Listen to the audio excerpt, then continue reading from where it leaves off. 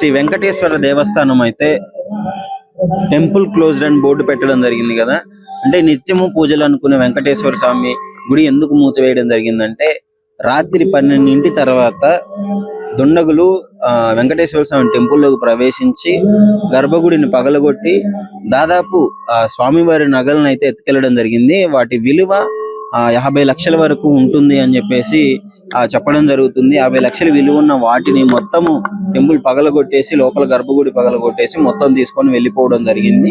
So దానికి సంబంధించి అపశృతి జరిగిందని చెప్పేసి తిరుపతి నుంచి హోమానికి పూజారిని పిలిపించి ఇక్కడ లోపల హోమం చేయడం జరుగుతుంది. సో లోపలికి ఎవరు రాకూడదు అని చెప్పేసి అయితే ఆ టెంపుల్ క్లోజ్డ్ అని బోర్డు పెట్టడం జరిగింది. అంటే మనం ఎన్నో చూసింటాం, ఇంట్లో దొంగతనం జరిగినాయి, ఇంట్లో నుంచి షాపుల్లోకి వెళ్ళింది. ఇప్పుడు దేవుళ్ళ గుళ్ళో కూడా రక్షణ లేకుండా పోయింది.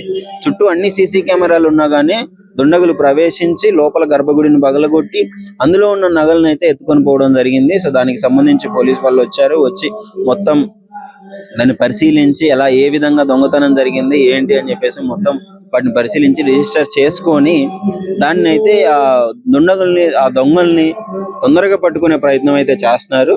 సో దానికి సంబంధించి అందుకే టెంపుల్ క్లోజ్ అయింది, లోపల హోమం జరుగుతుంది, మీరు క్లియర్ గా చూడొచ్చు. అంటే నిత్యము చాలా మంది భక్తులు కూడా వచ్చి వెళ్ళిపోవడం జరుగుతుంది.